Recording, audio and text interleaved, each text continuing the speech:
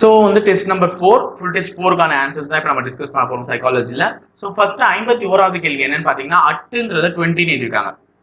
அப்ப அட்டுன்றது ஏமா 20 எழுதணும் அப்படின்னு பாத்தீங்கன்னா ஏ எத்தனாவது லெட்டர்னா 1வது லெட்டர், டி 20வது லெட்டர், இது ரெண்டுத்தையும் பெருக்குனா தான் என்ன 20. அப்ப பேட்டுன்றது என்னன்னு எழுதிருக்காங்கன்னு பாத்தீங்கன்னா 14 எழுதிருக்காங்க. அப்ப பி 2வது லெட்டர், ஏ 1வது லெட்டர், டி 20வது லெட்டர், இந்த மூணு நம்பரையும் பெருக்கி இருந்தா என்ன வந்திருக்குன்னு பாத்தீங்கன்னா 40 வந்திருக்கும். அப்ப கேட்ன்றது எப்படி எழுதுவாங்கன்னா 3 1 20. ஸோ ஆன்சர் வந்து என்னன்னு பாத்தீங்கன்னா 60. அடுத்தது ஷூ அப்படின்ற லெட்டரை வந்து ஷூன்ற அந்த வார்த்தையை வந்து என்னன்னு எழுதிருக்காங்கன்னா TIPF எழுதிருக்காங்க. எஸ்க்கு அடுத்த லெட்டர் தான் என்ன டி, ஹெச்சுக்கு அடுத்த லெட்டர் தான் ஐ, அப்போ ஓக்கு அடுத்த லெட்டர் பி, இக்கு அடுத்த லெட்டர் தான் எஃப். ஓகேங்களா, இது எஃப்ங்க.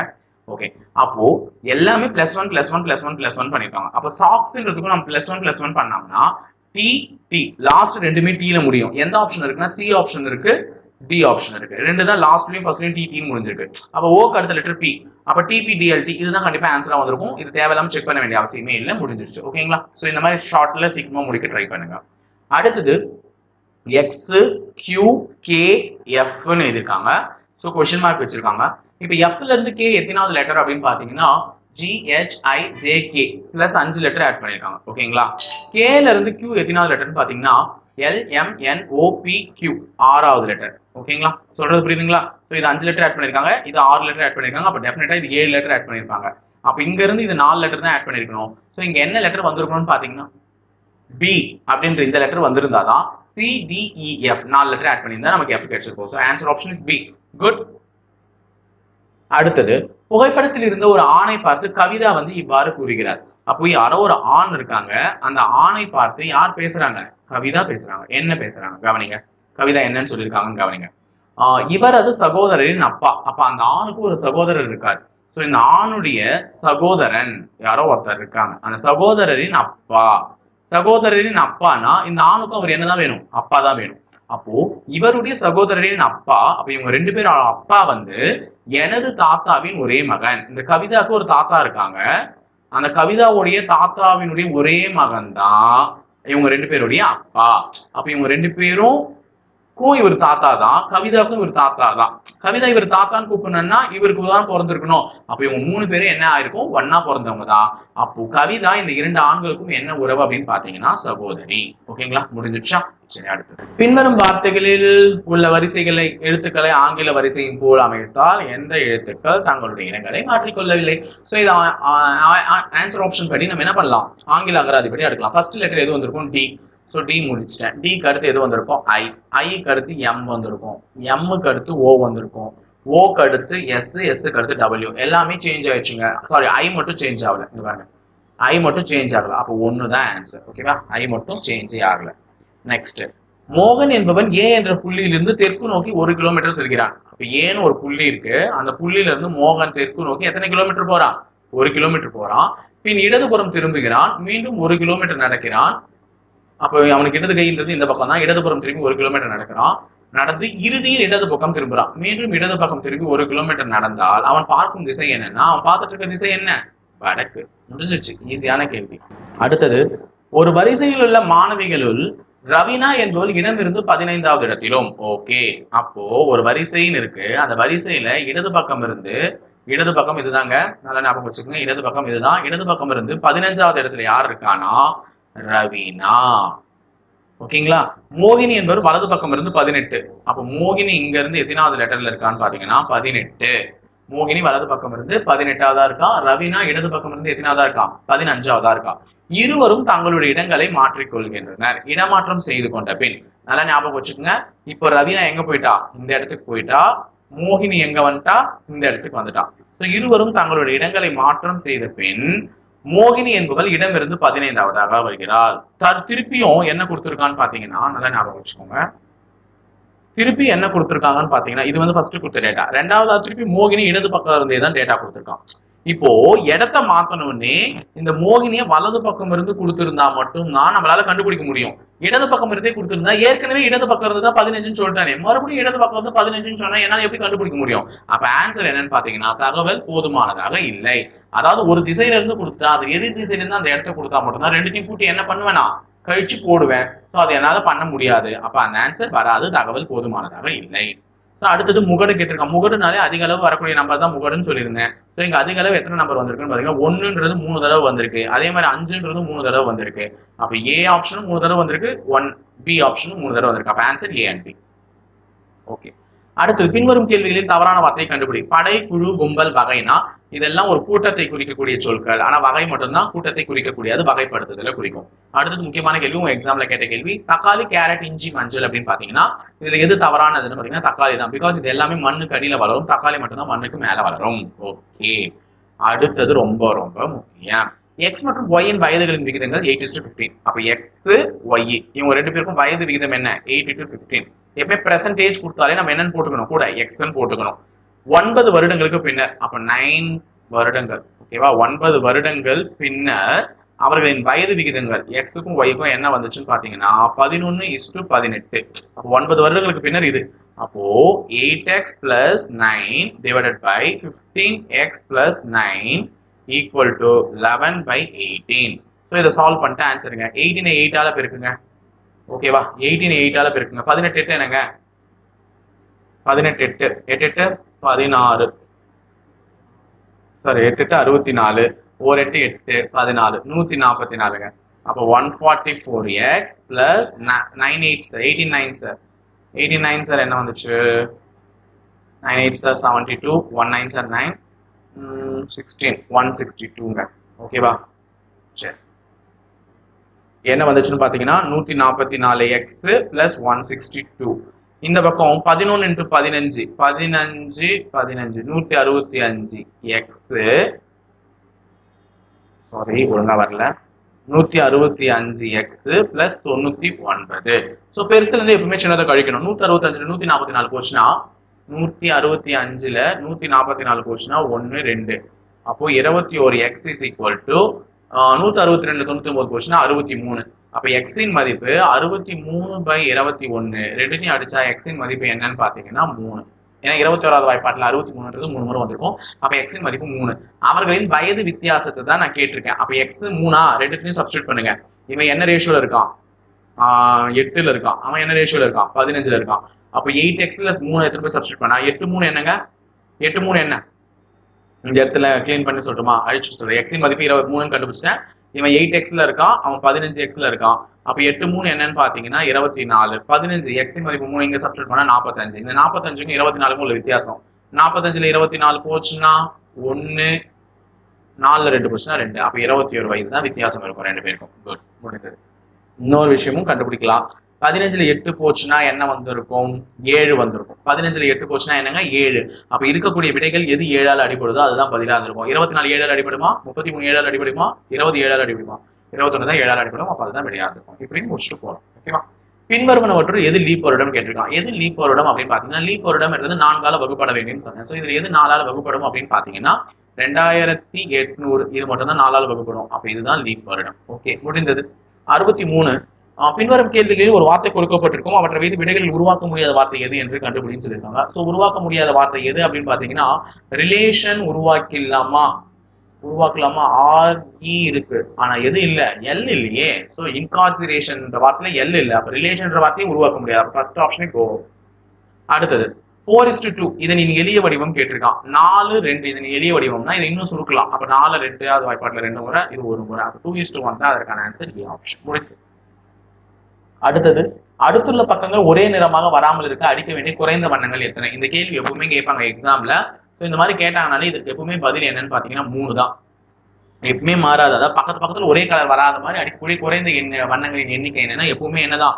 3 தான். அப்ப ஆன்சர் ஈஸியா என்னன்னு சொல்லிட்டு போயிடலாம், 3ன்னு சொல்லிட்டு போயிட்டே இருக்கலாம். 65 கேள்வி. அதுக்கப்புறம் 66 புகை என்பது மாசுடன் சம்பந்தப்பட்டது எனில் தீ என்பது எதனுடன் சம்பந்தப்பட்டதுன்னா சாம்பல். புகையினால மாசு வரும், அப்ப தீனால கடைசியில என்ன வரும்? சாம்பல் வரும். ஓகே. துளையிடும் கருவியின் மூலமாக நாம் துளையை இடுவோம். அப்ப ஜல்லடை மூலமாக நம்ம என்ன பண்ணுவோம்னா ஜலிப்போம். ஓகேவா? அடுத்தது கணித குறியீட்டு செயல்களின் இடமாற்ற முறை. இப்ப இந்த சிம்பிள்ஸ் எல்லாம் மாத்திடணும். ஃபர்ஸ்ட் 60 பிளஸ் என்னவா மாத்த சொல்லிருக்காங்கன்னா -3, டிவிஷன் என்னவா மாத்த சொல்லிருக்காங்கன்னா பெருக்கல் 25, பெருக்கல் என்னவா மாத்த சொல்லிருக்காங்கன்னா கண்டிப்பா வகுத்தல் தான் இருக்கும். வகுத்தல் மைனஸ் வந்து +6. இதை சுருக்கிடலாமா? 25 5ஆல் அடிச்சா 5, மிச்சத்தை அப்படியே எடுத்து எழுதுறேன். 3 5 என்னங்க? 5. உடனே 15 6 கூட்டிடாதீங்க. 15 குறியீடு என்ன இருக்கு, மைனஸ் இருக்கு. அதனால 15 6 கூட்டக்கூடாது, கழிக்கணும். அதனாலதான் இந்த கடைசி ஸ்டெப்ல பிளஸும் மைனஸும் வரும்போது எந்த நம்பருக்குலாம் பிளஸ் குறியீடு இருக்கோ அதெல்லாம் கூட்டிடுங்க. இப்ப 60க்கு முன்னாடி என்ன இருக்கு, பிளஸ் இருக்கு. அப்ப 60 பிளஸ் 6 பிளஸ் ரெண்டுத்தையும் கூட்டிடுங்க. 66. 66ல 15 போச்சுன்னா என்ன, அதான் விடை. 66ல 15 போச்சுன்னா 51 தான் வந்திருக்கும் விடை. கரெக்ட், முடிந்தது. அடுத்தது 69வது கேள்வி. நிறைய பேர் நேற்று கேட்டீங்க, நான் சொல்லிடுறேன். ஒரு மகிழுந்துவில் ஒரு குறிப்பிட்ட இடத்திற்கு போகும்பொழுது ஒருவன் 30 கிலோமீட்டர் வேகத்தில் போகிறான். ஒரு மகிழுந்துனா காருங்க. கார்ல ஒருத்தன் எங்கேயோ போகும்போது ஃபர்ஸ்ட் எத்தனை கிலோமீட்டர் வேகத்துல போயிடுறான், 30 கிலோமீட்டர் போயிடுறான். மீண்டும் புறப்பட்ட இடத்துக்கு வரும்பொழுது 50 கிலோமீட்டர். அப்ப ரிட்டர்ன் வராம பாருங்க, போகும்போது 30 கிலோமீட்டர்ல போறவன் வரும்போது எத்தனை கிலோமீட்டர்ல வரான், 50 கிலோமீட்டர் பர் ஹவர்ல வரான். இப்படி வரவனுடைய பயணத்தின் சராசரி வேகம் ஆவரேஜ் கேட்கிறோம். இதுக்கு ஒரு ஃபார்முலா இருக்குங்க, அந்த ஃபார்முலாவை கண்டிப்பா மனப்பாடம் பண்ணி தான் ஆகணும். வேற ஒண்ணும் இல்ல, ஃபார்முலா ரொம்ப சிம்பிள் தான். 2xy divided by x plus y. என்ன formula, 2xy divided by x plus y. xன்றது முதல்ல கொடுத்த வேல்யூ, yன்றது ரெண்டாவதா கொடுத்த வேல்யூ, அவ்வளவுதாங்க. சோ ரெண்டுத்தையும் சப்ஸ்டிட் பண்ணுங்க. 2 into 30 into 50 xy இன் மதிப்பை சப்ஸ்டிட் பண்றேன். கீழே 30 பிளஸ் 50. உடனே போய் 30 50 50 அடிச்சு 2ன்னு சொன்னீங்கன்னா உதவாங்குவீங்க. எனக்கு கீழே எதுல இருக்கு, கூட்டல்ல இருக்கு. அப்ப 2 30 என்ன 60. 60 ஒரு 50 என்னன்னு பாத்தீங்கன்னா 300. 300 கீழே வந்து 80. 380 அடிச்சா என்ன வந்திருக்கும் அப்படின்னு பாத்தீங்கன்னா ஆன்சர் இஸ் 37.5 ஓகேங்களா. 37.5 கிலோமீட்டர் பர் ஹவர் வந்திருக்கும். நீங்க வேணா செக் பண்ணுங்க. அடுத்தது 6 என்பது 3உடன் தொடர்புடையது. அதே மாதிரி 12 என்பது 6உடன் தொடர்புடையது எனில் 10 என்பது எதனுடன் தொடர்புடையதுன்னு கேட்டிருக்கான். கோடிங் டிகோடிங் கொஸ்டின் தான். கொஞ்சம் யோசிச்சு பார்த்தா ஈஸியா சொல்லிடலாம். 6 என்பது எதுக்காக 3உடன் தொடர்புடையதுன்னா 6 லெட்டரா எழுதுனா எத்தனை லெட்டர் வருது, 3 லெட்டர் வருது. அதே மாதிரி 12 எதுக்காக 6ஓட தொடர்புடையதுன்னு பாத்தீங்கன்னா 12 அப்படின்னு எழுதும் போது என்ன வருது, 6 லெட்டர் வார்த்தை. ஓகேங்களா. அப்ப 10 எதனுடன் தொடர்புடையதுன்னா 10ன்றது எத்தனை லெட்டர் வார்த்தைங்க, 3 லெட்டர் வார்த்தை. அப்ப ஆன்சர் முடிச்சா ஈஸியா தான் இருந்துச்சு, ஒன்னும் கஷ்டம் இல்லாது. அடுத்தது பாத்தீங்கன்னா ஈஸியா சொல்லிடலாம். 12 4 48. ஏன் 12 4 48னா 12 4 இருக்குன்னா 48ங்க. அப்ப 16 into 2 தான் 32. ஈஸியா போட்டிருப்பீங்க. அப்ப 15 into 3னா என்னங்க, 45. ஆன்சர் 45. ஓவர். அடுத்தது, ஒரு மருத்துவர் மாணவர் 40% எடுத்தால் தேர்ச்சி பெறலாம். அவர் 80 மதிப்பெண் எடுத்து 60 மதிப்பெண் வித்தியாசத்தில் தோல்வி அடைந்தார். அப்போ ஒரு மெடிக்கல் எக்ஸாம்ல 40% எடுத்தாதான் பாஸ். ஆனா ஒரு ஸ்டூடெண்ட் 80 மார்க் தான் எடுத்திருக்கான், இன்னும் 60 மார்க் எடுத்திருந்தாதான் பாஸ்னா, இன்னும் 60 மார்க்னா மொத்தம் எவ்வளவு மார்க், 140 மார்க் எடுத்தாதான் பாஸ் ஆகும். எவ்வளவு மார்க் எடுத்தாதான் பாஸ் ஆகும், 140 மார்க். அப்ப அந்த 140 மார்க் தான் 40%. ஓகேவா, 140 மார்க் தான் 40%. அதாவது 40% எடுத்தாதான் பாஸ். ஆனா 80 மார்க் எடுத்து ஃபெயில் தான் ஆயிருக்கான். இன்னும் எவ்வளவு மார்க் எடுத்து தான் பாஸ் ஆயிருப்பான்னு சொல்லியிருக்கான்.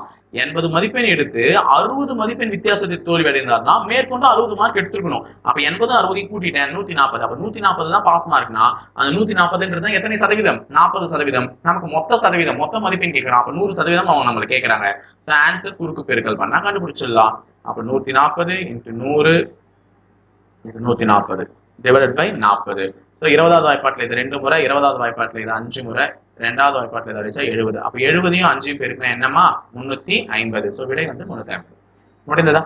அடுத்தது, அப்பா மற்றும் மகனின் சராசரி வயது 27 வருடங்கள். அப்ப அப்பா வயசும் மகனின் சராசரி வயதும் 27னா எத்தனை பேரின் சராசரி வயது 27, 2 பேரின் சராசரி வயது 27. அப்ப 27 into 2 போட்டுக்கங்க. 27 into 2, 2 பேருக்கு தான் சொல்லியிருக்காங்க. மொத்தமா 54. அப்ப இவங்க 2 பேர் வயசையும் கூட்டினா என்ன வரும், 54. அப்ப அப்பாக்கு எவ்வளவு வயசு இருந்திருக்கும், பையனுக்கு எவ்வளவு வயசு இருக்குன்றத நம்ம தான் கண்டுபிடிக்கணும். ஆனா 2 பேர் வயசையும் கூட்டினா என்ன, 54.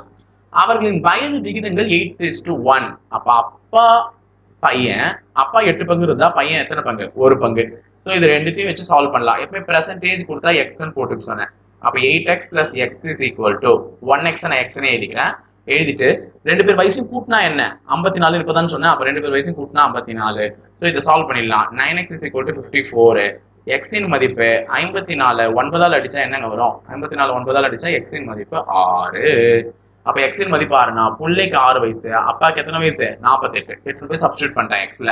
நம்மள என்ன கேட்டிருக்காங்கன்னா மகனின் 6 வருடங்களுக்கு பிறகு உள்ள வயது. இங்க 6ன்னு கண்டுபிடிச்ச உடனே திருப்தி ஆயிட்டு 6ன்னு போட்டுறாதீங்க, அந்த மாதிரி எல்லாம் இல்ல. கேள்வியும் முழுசா படிங்க. 6 வருஷத்துக்கு அப்புறமா பையனுக்கு என்ன வயசு, பையனுக்கு இப்ப 6 வயசு, 6 வருஷத்துக்கு அப்புறமானா கூட ஒரு 6 கூட்டிக்குங்க, 12. அவ்வளவுதான் ஆன்சர் 12. முடிஞ்சு. அப்ப 74வது கேள்வி. 18 மனிதர்கள் 7 மணி நேரம் வேலை செய்து 24 நாட்களில் ஒரு வேலையை முடிப்பார்கள். அப்ப 18 மனிதர்கள் எத்தனை மணி நேரம்? 7 மணி நேரம். எத்தனை நாட்கள்? 24 நாட்கள். இந்த கேள்வி நான் நிறைய முறை சொல்லிட்டேன், அதனால டைரக்டாவே போடுறேன். ஃபார்முலான்றது முதல் டேட்டால முதல் எழுதிக்குங்க, ரெண்டாவது டேட்டால ரெண்டாவது எழுதிக்குங்க. அப்ப 21 மனிதர்கள் எத்தனை நாட்கள் கேட்டா இது வந்து ஒரு முறை, இது வந்து 3 முறை. கரெக்டா? 6 முறை, 8 வந்து ஒரு முறை, 3 முறை. அப்ப 6 3 என்னங்க? 18 நாட்கள். Answer 18 days. ஓவர். அடுத்தது, மனிஷ் மேலிருந்து 16ஆம் இடத்தையும் மற்றும் கீழிருந்து 29வது இடத்தையும் பரீட்சையில் தேர்ச்சி பெற்றவர்களில் பிடித்துள்ளான். அப்ப மனிஷ்ன்ற ஒரு பையன் மேல இருந்து 16, கீழ இருந்து 29 பாஸ் ஆனவங்கல்ல 6 பேர் தேர்வுக்கே வரலையாம். அப்ப தேர்வுல வராதவங்க ஒரு 6 பேர், 5 பேர் தேர்ச்சியே பெறலையாம். அப்ப 5 பேர் தேர்ச்சி பெறல. எனில் வகுப்பில் மொத்தம் எத்தனை பேர்னு கேட்கலாம். அப்ப இவங்களையும் கூட்டிக்கணும். வகுப்புக்கு எக்ஸாமுக்கு வராதவனையும் கூட்டணும், ஃபெயில் ஆனவனையும் கூட்டணும், பாஸ் ஆனவனையும் கூட்டணும். பாஸ் ஆனவங்கல தானே மனிஷ் மேல இருந்து என்ன 16, கீழே இருந்து 29. ஸோ இதை கூட்டிக்கங்க. 9 ஒரு 6 15 4. அப்ப பாஸ் ஆனவங்கல 45 பேர் கிடையாது. ஏன்னா மனிஷன் நம்ம எத்தனை முறை கூட்டிட்டோம்? 2 முறை கூட்டிட்டதுனால நம்ம என்ன பண்ணணும்? -1 பண்ணணும். அப்ப பாஸ் ஆனவங்க 44. ஓகேவா? எக்ஸாம் வராதவங்க ஒரு 6, ஃபெயில் ஆனவங்க ஒரு 5. எல்லாத்தையும் கூட்டுங்க. 6 5 11 மொத்தம் 55. ஓகேங்களா? அப்ப ஆன்சர் 55 மெம்பர்ஸ் கிளாஸ்ல இருக்காங்க. குட். அடுத்தது ஈஸியான ஒரு கேள்விங்க. ஏ I P J C K இதுக்கு முன்னாடி கூட பார்த்துட்டீங்கன்னு நினைக்கிறேன். ஐ திங்க் ஏக்கு அடுத்த லெட்டர் பி, பிக்கு அடுத்த லெட்டர் சி, சிக்கு அடுத்த லெட்டர் இங்க என்ன வந்திருக்கும்? டி வந்திருக்கும். ஐக்கு அடுத்து ஜே, ஜேக்கு அடுத்து கே, அப்ப கேக்கு அடுத்து இங்க என்ன வந்திருக்கும்? எல் வந்திருக்கும். அப்ப டிஎல் எது ஆப்ஷனோ அது வந்துச்சு. அடுத்த கொஸ்டின் 4144 இந்த கொஸ்டின் மார்க் வந்திருக்கும். அடுத்தது 400 900 1764. இதெல்லாம் பார்த்தா எனக்கு ஒரு ஸ்கொயர் வேல்யூ ஞாபகம் வருதுங்க. 4ன்றது 2 ஸ்கொயர், 144 12 ஸ்கொயர், 400ன்றது 20 ஸ்கொயர், 900ன்றது 30 ஸ்கொயர், 1764ன்றது 42 ஸ்கொயர். இங்க என்ன ஸ்கொயர் தான் தெரியல. அப்ப இந்த எண்களுக்குள்ள வித்தியாசத்தை பாருங்களேன். 12க்கும் 20க்கும் எத்தனை வித்தியாசம்? 8. இதுக்கு 10, இதுக்கு 12. அப்ப எல்லாமே 2 2 கூட்டியிருக்கான். அப்ப இங்க வந்து கண்டிப்பா 6 வித்தியாசம் இருந்திருக்கும். இந்த எண்ணுக்கும் இந்த எண்ணுக்கும், இந்த எண்ணுக்கும் இந்த எண்ணுக்கும் 4 வித்தியாசம் இருந்திருக்கும். அப்ப 2ஓட 4 கூட்டினா என்னமா நம்பர் வந்திருக்கும்? 6ன்ற நம்பர் வந்திருக்கும். அப்ப 6 ஸ்கொயர் என்ன? 36. அப்ப விடை வந்து 36. முடிஞ்சுதா? அடுத்தது, மேகசைன் என்ற வார்த்தை கண்ணாடியில் தோன்றினால் எப்படி தோன்றும் அப்படின்னு கேட்டிருக்காங்க. சோ ஃபர்ஸ்ட் எது தோணும்னா ஈ தான் தோன்றும். அப்ப ஃபர்ஸ்ட் ஈ வராததுனால 1 இல்ல 3 இல்ல, இது ரெண்டுத்துல தான் ஏதோ ஒரு ஆப்ஷன் இருக்கு. இந்த ரெண்டுத்துல எந்த லெட்டர் மாறுதுன்னு பாருங்களேன். ஜட்டு தான் சேஞ்ச் ஆன மாதிரி தெரியுது. அப்போ ஜட்டு ஒன்னு இப்படி தெரிஞ்சிருக்கு, இல்ல இப்படி தெரிஞ்சிருக்கு. கண்ணாடியில ஜட்டு எப்படி தெரியும்? இந்த மாதிரி தான் தெரியும். அப்ப ஆன்சர் ஆப்ஷன் இது முடிஞ்சிச்சு 4. அது எதுக்கு தேவையில்லாம செக் பண்ணிட்டு. அடுத்தது பிலீஃப். இப்பதான் இதுக்கு போன கொஸ்டின் பேப்பர்லயும் இந்த கொஸ்டின் நான் கேட்டிருந்தேன், ஈஸியா சொல்லிருந்தேங்க. பிலீஃப்னா எல்லாமே என்ன பண்ணிருக்காங்க? -1 -1 -1 பண்ணிருக்காங்க. அப்ப செல்டம்ல -1 -1 பண்ணிருந்தா ஆன்சர் என்ன வந்திருக்கும்? RFKENN. ஆக்சுவலா -1 பண்ணல, 1 -1 1 +1. அதாவது ஃபர்ஸ்ட் நம்பர் -1, அடுத்தது +1, திருப்பி -1, அடுத்தது +1, திருப்பி -1, அடுத்தது +1 அப்படின்னு பண்ணிருப்பாங்க. ஒரு நாளா செக் பண்ணிக்கோங்க. அடுத்தது தவறானவற்றை தேர்ந்தெடுன்னு கொடுத்துருந்தாங்க. இந்த கேள்வி நிறைய பேர் கேட்டிருந்தீங்க. ஆக்சுவலா இதுக்கு 2 லாஜிக் இருக்கு. நான் 2 லாஜிக்குமே சொல்றேன். ஓகேங்களா? சோ சப்ப லாஜிக் இங்க நாங்க வச்ச லாஜிக் என்னன்னு பாத்தீங்கன்னா 3 4 7 7 ஒரு 7 14. ஓகேவா? 1 2 3 3 4 கூட்டினா 7.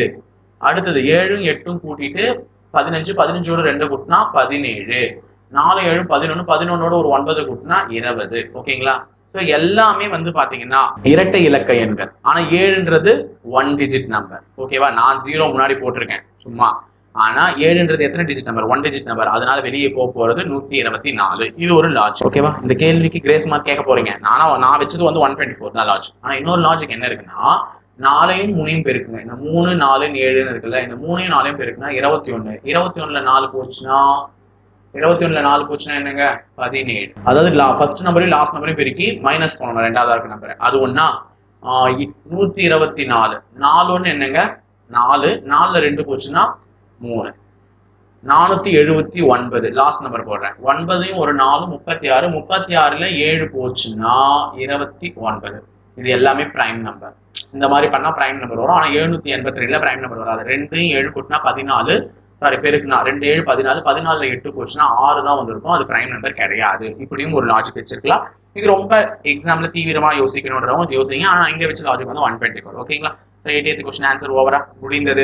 ஸோ ஃபுல் டெஸ்ட் 4 வரை ஆன்சர்ஸ் பார்த்துருப்போம். அடுத்தது ஃபுல் டெஸ்ட் 5க்காக வெயிட் பண்ணிட்டே இருங்க. தேங்க்யூ. இப்போ நம்ம என்ன பார்க்க போறோம் அப்படின்னா மாடல் டெஸ்ட் 4 உடைய சொல்யூஷன்ஸ். அதாவது நம்ம ஏற்கனவே 3 டெஸ்ட்டுக்கான சொல்யூஷன்ஸ் பார்த்தோம். இந்த மேக்ஸ் அப்படின்னு சொல்லக்கூடிய மேக்ஸில் வந்து பார்த்தீங்கன்னா கீழே இருக்கக்கூடிய அந்த சைக்காலஜியில் இருக்கக்கூடிய 30 கொஸ்டின்ஸ் இல்லாமல் அந்த மேலே இருக்கக்கூடிய 50 கொஸ்டினில் குறைஞ்சபட்சம் 7 அதிகபட்சம் 9 கூட சில கொஸ்டின் பேப்பர்ஸில் வந்திருக்கும். இப்போ இந்த 7 கொஸ்டினுக்கு உங்களுடைய கீ ஆன்சர் நீங்கள் டெஸ்ட் எழுதிருக்கீங்க, அதுக்கான கீ ஆன்சர் தெரிஞ்சிருக்கும். இப்போ அந்த ஆன்சர் எப்படி வந்தது? ஒரு சிலர் தப்பாக எழுதிருக்கலாம், ஒரு சிலர் கரெக்டாக எழுதிருக்கலாம். இப்போ எழுதின ஆன்சருக்கான சொல்யூஷன் இதுதானா, சரி இந்த மெத்தடில் தான் நம்ம போட்டோமா அப்படின்றத நம்ம இப்போ வெரிஃபை பண்ண போகிறோம். சரிங்களா? இப்போ என்ன அப்படின்னா மேக்ஸில் இருக்கக்கூடிய அந்த மாடல் 4ல் என்னென்ன கொஸ்டின்ஸ் எல்லாம் எந்தெந்த இடத்துல அந்த கொஸ்டின்ஸ் வந்திருக்குது. ஏன்னா நம்ம கொஸ்டின் பேப்பரை எடுத்துக்கிட்டு நம்ம தேடக்கூடாது, அதுக்காக தான் நான் இதை எழுதியிருக்கிறேன். நீங்கள் கொஸ்டின் பேப்பரில் இப்போ இந்த கொஸ்டின்ஸ் இருக்குதுன்னா நீங்கள் பார்க்கும்போது அந்த கொஸ்டின் நம்பரை வச்சு கரெக்டாக வெரிஃபை பண்ணிட்டீங்கன்னா உங்களுக்கு ஈஸியாக இருக்கும். மாடல் டெஸ்ட் 4ல் 7 கொஸ்டின் வந்திருக்குது. 8வது கொஸ்டின், 30வது கொஸ்டின், 38வது கொஸ்டின், 41, 45, 47, 49. இப்போ கொஸ்டின் எப்படி இருக்கு அப்படின்னா கொஸ்டின் ஏற்கனவே சொன்ன மாதிரி தான். ஒவ்வொரு கொஸ்டின் பேப்பரில் இருக்கிற கொஸ்டினும் ஒரு ஆவரேஜ், ஒரு ரொம்ப ஈஸி, கொஞ்சம் யோசித்து போடுற மாதிரி இப்படி தான் கொஸ்டின்ஸ் எடுத்துருக்குறாங்க. அதனால இந்த கொஸ்டின்ஸை பொறுத்தவரை ஒவ்வொரு கொஸ்டினும் ஒவ்வொரு மாடல். சரிங்களா? சரி, ஃபர்ஸ்ட் 8வது கொஸ்டின். இது வழக்கமான ஒரு கொஸ்டின் பேப்பரில் நிறைய கொஸ்டின் பேப்பரில் ரிப்பீட் பண்ணக்கூடிய ஒரு கேள்விதான். என்ன கேள்வினா, முக்கோணத்தின் வெளிக்கோணம் எந்த இரு கோணங்களின் கூடுதலுக்கு சமம்? என்னன்னா ஒரு முக்கோணம் இருக்கு பாருங்களேன், ஒரு முக்கோணத்தின் வெளிக்கோணம்னா நம்ம என்ன வேணா எடுத்துக்கலாம். இப்படி போடுறோம்னு வச்சுங்களேன், இதுவும் வெளிக்கோணம் தான், இதுவும் வெளிக்கோணம் தான், இதை எடுத்துக்கிறோம், இதுவும் வெளிக்கோணம் தான். ஒரு முக்கோணம் இருக்குதுன்னா ஒரு முக்கோணத்தினுடைய வெளிக்கோணம் எப்படி இருக்கும் அப்படின்னா அந்த உள்ள இருக்கக்கூடிய 2 உள்ளெதிர் கோணங்களின் கூடுதலுக்கு சமம். நல்லா ஞாபகம் வச்சுங்க. ஒரு முக்கோணம் இருக்குன்னா ஒரு முக்கோணம் இருக்கு, இந்த முக்கோணத்தினுடைய வெளிக்கோணம்னா இவங்க தான், வெளியில இருக்கவங்க தான் வெளியில கோணம். நம்ம எங்க குறிச்சிருக்கோமோ அதுக்கு ஆப்போசிட்டா இருக்கிற 2 பேரை கூட்டினால் அவங்க கிடைப்பாங்க. ஆப்போசிட்டா, அதாவது ஒன்றும் இல்லை, இங்க 1 இது 2ன்னு வச்சுங்களேன். இவங்களுக்கு ஆப்போசிட் யாரு? இவங்க 2 பேர். அப்போ இந்த கோணமானது எப்படி இருக்கும்? ஒன்றும் இல்லை, சாதாரண விஷயம் தான். இந்த 3 பேரை கூட்டினாலும் என்ன வரணும்? 180 வரணும். ஒரு முக்கோணத்தின் 3 கோணங்களின் கூடுதல் என்ன? 180 டிகிரி. இப்போ நம்ம என்ன பண்றோம்னா ஒரு கோடு எடுத்துக்கிறோம். அந்த கோட்டோட மொத்த டிகிரி எவ்வளவு வரணும்? 180 டிகிரி வரணும். ரைட்டுங்களா? அப்போ 180 டிகிரி. இந்த 180 டிகிரியில நம்ம என்ன பண்றோம்னா இந்த ஒரு டிகிரியை விட்டுறோம். இந்த டிகிரியை மொத்தமா இது 180 வரணும். மொத்தமா 180 வரணும்னா இதுல பாதி போயிடுச்சு. மிச்சம் இருக்கிறது இந்த 3 பேரையும் கூட்டினா 180 வரணும். அப்போ இவங்க 2 பேரை கூட்டினா 180 வரணும்ன்றதுக்காக என்னன்னா இவங்க 2 பேரை கூட்டினால் உள்ள இருக்கவங்களும் 180 வருவாங்க. இந்த 3வது ஆளையும் 4வது ஆளையும் கூட்டினால் 180 வரணும். இதுதான் இதோட அர்த்தம். அதாவது நம்ம எங்க வெளிக்கோணம் குறிக்கிறோமோ அவங்களுக்கு ஆப்போசிட்டா இருக்கிற 2 பேரை கூட்டினால் இந்த கோணம் கிடைக்கும். எந்த கோணம் கிடைக்கும்? இந்த கோணம் கிடைக்கும். ஏன் அப்படின்னா ஃபார் எக்ஸாம்பிள் நான் உங்களுக்கு ஒரு எக்ஸாம்பிள் போட்டு காமிக்கிறேன். இப்போ இது வந்து சும்மா ஒரு 60 டிகிரின்னு வச்சுப்போம், இது ஒரு 40 டிகிரின்னு வச்சுப்போம். ஒரு முக்கோணத்தின் கோணங்களின் கூடுதல் என்ன? முக்கோணத்தின் கோணங்களின் கூடுதல் பார்த்தீங்கன்னா மொத்தம் எவ்வளோ ஆச்சு? 180 டிகிரி. அப்போ 180 டிகிரினா இது வரைக்கும் இது 60, இது 40, அப்போ மிச்சம் 100 ஆயிடுச்சு. மிச்சம் எவ்வளோ இருக்க முடியும்? 80 டிகிரின்னு வச்சுப்போம். அப்போ 180 டிகிரி. நான் என்ன சொல்லியிருக்கேன்? ஒரு கோடுன்னு இருந்தா அது எவ்வளோ இருக்கும்? 100 டிகிரியா இருக்கும், 180 டிகிரியா இருக்கும். ஒரு கோட்டை வெட்டக்கூடிய அந்த அல்லது ஒரு மொத்தமா ஒரு கோடு இருக்குன்னா அந்த கோட்டோட கோணம் வந்து 180 டிகிரி இருக்கும். இப்போ பாருங்க, இது 80 டிகிரி ஆயிடுச்சு. இது மொத்தமா ஒரு அரைவட்டம் வருதா? அப்போ மொத்தமா வந்தா இது எவ்வளவு இருக்கணும்? 180 இருக்கணும். என்கிட்ட இங்க 80 இருக்குது. அப்ப 100. இந்த 100 யாரு? இவங்களையும் கூட்டுறவங்க தான் அந்த 100. அப்போ என்ன அர்த்தம்னா ஒரு முக்கோணத்தின் வெளிக்கோணமானது மற்ற இருனா அதுக்கு எதிரே உள்ள உள்ளெதிர் கோணங்களின் கூடுதல். அதுக்கு ஆப்போசிட்டா இருக்கிற 2 ஆங்கிள்ஸை கூட்டினால் நமக்கு அவுட் சைட்ல இருக்கக்கூடிய அது எக்ஸ்டீரியர் ஆங்கிள்னு சொல்லுவாங்க. 2 ஆப்போசிட் இன்டீரியர் ஆங்கிளை கூட்டினா வெளியில இருக்கக்கூடிய அந்த எக்ஸ்டீரியர் ஆங்கிளுடைய கூடுதலுக்கு சமமா இருக்கும். சரிங்களா? அப்போ என்ன அர்த்தம்? நல்லா ஞாபகம் வச்சுங்க. வெளிக்கோணமானது அதுக்கு எதிரே உள்ள, அதாவது அந்த கோட்டில் வராத எதிரில் இருக்கிற 2 பேரை கூட்டினால் இந்த கோணத்தினுடைய ஆன்சர் கிடைக்கும். அப்போ நமக்கு என்ன ஆப்ஷன்ல இருக்குது அப்படின்னா 2வது ஆப்ஷன், உள்ளெதிர் கோணங்களின் கூடுதல். சரிங்களா? ஈஸியான விஷயம் தான், ஆனால் ரொம்ப முக்கியமான முக்கோணங்கள்ல நிறைய விஷயங்கள் இருக்குது. அதுல ஒரு இம்பார்ட்டன்டான விஷயம் வந்து இந்த கான்செப்ட். சரிங்க, அடுத்த கொஸ்டின் என்ன கொஸ்டின் அப்படின்னா 30வது கேள்வி. 30வது கேள்விலாம் பார்த்தீங்கன்னா நம்ம கொஸ்டின் பேப்பரை பார்த்த உடனே கூட அதுக்கான ஆன்சர் எழுதிடலாம். ஏன்னா வழக்கமாக ரிப்பீட்டடாக சில விஷயங்கள் வந்து புக்கில் இருக்கிற, இது வந்து புக்கில் இருக்கிற கேள்வியே தான். 1 - tan² 45 degree by 1 + tan square 45 degree. ரொம்ப சிம்பிளான கணக்கு. அதாவது போன கேள்வியாவது கொஞ்சம் யோசிக்கணும், கான்செப்டா, அதாவது அதுல மேக்ஸோட கான்செப்ட் அப்ளை பண்ற மாதிரி இருக்கும். பட் இங்க பாத்தீங்கன்னா 1 - tan square 45 degree by 1 + tan square 45 degree. நான் போன கொஸ்டின் பேப்பர்ல கூட உங்களுக்கு என்ன சொன்னேன்னா, இந்த அளவுகள் வந்து நீங்க தெரிஞ்சுக்கணும். 30 டிகிரி என்ன, 0 டிகிரியோட மதிப்பு என்ன அப்படின்னு தெரிஞ்சுக்கணும். நமக்கு என்ன தெரியணும்னா ஒரே ஒரு ஆளை தெரிஞ்சா போதும். tan 45 டிகிரியோட மதிப்பு என்ன? tan 0 0, tan 30 1/√3, tan 45 1, tan 60 √3, tan 90 வந்து வரையறுக்க இயலாது அல்லது இன்ஃபினிட்டின்னு சொல்லுவோம். அப்ப tan 45ஓட மதிப்பு எவ்வளவுனா 1. அப்ப tan 45 தெரிஞ்சிருச்சு. இங்க அப்ளை பண்ண போறோம். இப்ப பாருங்க 1 - இது ஸ்கொயர் தான். இப்போ 1 ஸ்கொயர் 1 + 1 ஸ்கொயர். 1 ஸ்கொயர் பண்ணா 1 எத்தனை முறை பெருக்கினாலும் 1 தான். அப்ப என்ன வரும்னா 1 - 1/2. மேல என்ன ஆயிடுச்சுன்னா 0 ஆயிடுச்சு. இப்போ 0/2 எந்த நம்பரை நம்ம ஜீரோவை எந்த நம்பரால வகுத்தாலும் நமக்கு என்ன கிடைக்கும்னா அப்போ 0 கிடைக்கும். பாருங்க இதுல என்ன கஷ்டம் இருக்குது, கொஸ்டினை கொஞ்சம் நல்லா யோசித்து போடுறவங்களா இருந்தா கொஸ்டினை பார்த்த உடனே மேல ஆன்சர் எழுதிடலாம். ஏன்னா 1 - tan ஸ்கொயர் 45 டிகிரி, 45 டிகிரி மதிப்புனா 1 தான். அப்ப மேல 1 கழிக்கணும், 0 ஆயிடும். சரிங்களா? அப்ப நம்ம ஆப்ஷன் எங்க இருக்கு அப்படின்னா சி அப்படின்னு சொல்லக்கூடிய ஆப்ஷன்ல, இதோட ஆப்ஷன் சில தான் அந்த ஆப்ஷன் என்ன இருக்கும்னா 0 இருக்கும். இந்த மாதிரி சிம்பிளான கணக்கு வரைக்கும் கூட நீங்க சூஸ் பண்ணி போட்டா கூட நம்ம என்ன டார்கெட்டோ அந்த டார்கெட்டை அச்சீவ் பண்ணிடலாம். சரிங்களா? அடுத்த கேள்வி 38வது கேள்வி. என்ன கேள்வி பாருங்களேன், சூப்பரான கேள்விங்க. 38வது கேள்வி 5,1 இதுக்கும் ஆதி புள்ளி கொஸ்டின் வந்து 5,-1 ஆதி புள்ளிக்கு இடைப்பட்ட தொலைவு டிஸ்டன்ஸ் கேட்கறாங்க. பாருங்க, இடைப்பட்ட தொலைவு டிஸ்டன்ஸ் கேட்கறாங்க. தொலைவு நமக்கு ஏற்கனவே தெரியும். தொலைவு அப்படின்னு சொல்லக்கூடியதுக்கு formula √(x2 - x1) plus y2 - y1). இதுதான் இரண்டு புள்ளிகளுக்கு இடைப்பட்ட தொலைவு. இது 9th நமக்கு 9th புக்ல இருக்கக்கூடிய ஒரு விஷயம். ரெண்டு புள்ளிகளுக்கு இடைப்பட்ட தொலைவு. அப்ப ரெண்டு புள்ளிகளுக்கு இடைப்பட்ட தொலைவு அப்படின்னு சொல்லும்போது x2 - x1 plus y2 - y1 இந்த ஆதி புள்ளியை நம்ம என்ன பண்ணிக்கிறோம்னா 0,0 தான் ஆதி புள்ளி. 0,0 தான் ஆதி புள்ளி. அப்ப ஆதி புள்ளி கிடைச்சிருச்சு. ஆதி புள்ளி கிடைச்சதால நம்ம என்ன பண்ண போறோம்னா யாரோ ஒருத்தரை x2 ஆகும், யாரோ ஒருத்தரை x1 ஆகும் வச்சுக்கலாம். அப்போ 0 - 5(2). 0 மைனஸ் என்ன ஆயிடும், +(1)². அப்போ இங்க என்ன நடக்கும், -5 ரூட்டுக்குள்ள -5 ஸ்கொயர் பண்ண போறோம், +1 ஸ்கொயர் பண்ண போறோம். ஸ்கொயர் அப்படின்னா என்ன நடக்கும், மைனஸ் என்னவா மாறப்போகுது, பிளஸ்ஸா மாறப்போகுது. அப்போ √25 + 1. இப்போ ஆன்சர் பார்த்தீங்கன்னா √26. சரி, இப்படிலாம் இல்லாம ஷார்ட்டா கூட போட்டுடலாம். எப்படி போடணும் அப்படின்னா ஏற்கனவே நான் சொல்லியிருக்கேன், இது நம்ம நார்மல் கிளாஸ்ல சொல்லியிருக்கேன். இந்த மாதிரி ரெண்டு புள்ளிகள் கொடுத்தா இந்த ரெண்டு புள்ளிகளுடைய குறி ஒரே மாதிரி இருந்தால் கழிச்சுக்கணும். இந்த இடத்துல மட்டும்தான் அது பொருந்தும். இந்த இடத்துல மட்டும் என்ன பண்ணிக்கணும்னா ரெண்டு புள்ளிகளுடைய குறி ஒரே மாதிரி இருந்தா கழிச்சுக்கணும். ரெண்டு புள்ளிகளுடைய ரெண்டு நம்பருடைய குறி வந்து வேற வேற இருந்தா கூட்டிக்கணும்னு சொல்லிட்டு, இது 0ன்றதால கணக்கே எடுத்துக்க தேவையில்ல. இது ஒரு நம்பர் 5². அது 0ன்றதால எடுத்துக்க தேவையில்ல. இது பிளஸ் மைனஸ்லாம் கணக்கு இல்லை. அப்போ 1 √26 ஒரே ஸ்டெப்ல போட்டுடலாம். இதை ஃபுல்லா போடணுன்ற அவசியம் கிடையாது. சரிங்களா? நல்லா ஞாபகம் வச்சுங்க.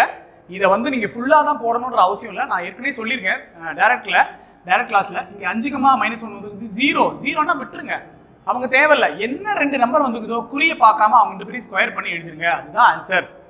ஆதிப்புள்ளின்ற வார்த்தை கொடுத்தா அப்படிதான் போடணும். ஆதிப்புள்ளி இல்லாம வேற ஏதாவது நம்பர் கொடுத்தாக்க நான் சொல்லியிருக்கேன், இங்க கொடுக்குற நம்பரும் ஒரே குறியா இருந்தா அவங்களை கழிச்சுங்க, வேற வேற குறியா இருந்த இடத்துல கூட்டிக்கிட்டு அதை ஸ்கொயர் பண்ணுங்க அப்படின்னு சொல்லியிருக்கிறேன். சரிங்களா? அப்போ இந்த இடத்துல நம்மளோட ஆப்ஷன் வந்து √26 அப்படின்னு சொல்லக்கூடியது எந்த ஆப்ஷன்ல இருக்குதுன்னா சி அப்படின்னு சொல்லக்கூடிய ஆப்ஷன்ல இருக்கு. சரிங்களா? அப்போ ஆதிப்புள்ளிக்கும் இந்த 5,-1க்கும் இடைப்பட்ட தொலைவு இந்த மாதிரி ஆதிப்புள்ளின்னு கொடுத்தா நீங்க ஒண்ணும் பண்ண வேண்டாம், இந்த நம்பரை ஸ்கொயர் பிளஸ் பண்ணிக்கிட்டு ரூட்ல போட்டுக்கிட்டீங்கன்னா ஆன்சர் கிடைச்சிரும். இதான் அதனுடைய ஷார்ட் ஃபார்ம். சரிங்க, அடுத்தது 41வது கேள்வி. பாருங்க, ஒரு கேள்வி போட்டு பார்க்குற மாதிரி இருக்கு, ஒரு கேள்வி டைரக்டா சொல்ற மாதிரி இருக்கு. என்ன சொல்றாங்கன்னா 41வது கேள்வி, ஒரு முக்கோணத்தின் பக்க அளவுகள். ஒரு முக்கோணம் கொடுத்துருக்காங்க, 3 சென்டிமீட்டர், 4 சென்டிமீட்டர், 5 சென்டிமீட்டரா, 5 சென்டிமீட்டர்னு ஒரு முக்கோணத்தின் பக்கங்களுடைய அளவு கொடுத்துருக்காங்க. இது ஒரு அசமபக்க முக்கோணம்.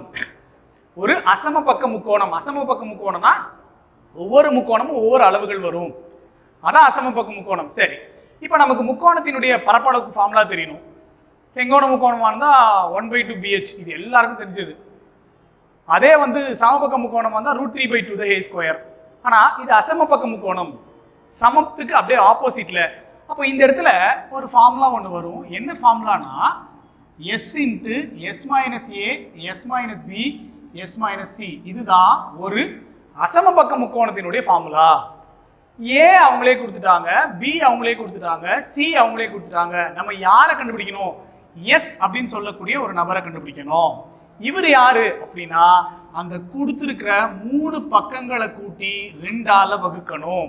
நிறைய பேர் என்ன தப்பு பண்றாங்க அப்படின்னா 3 பேருன்றதால 3 போட்டுருவாங்க. நம்ம சராசரி கண்டுபிடிக்கல, அந்த பக்கங்களுக்கு இடைப்பட்ட தொலைவை தான் கண்டுபிடிக்கிறோம். அதனால எஸ் அப்படிங்கிறது ஒரு சைடு அப்படின்னு அர்த்தம். அப்போ a + b + c. அப்போ என்ன கூட்ட போறோம்னா 3 + 4 + 5/2 கூட்டுறோம்.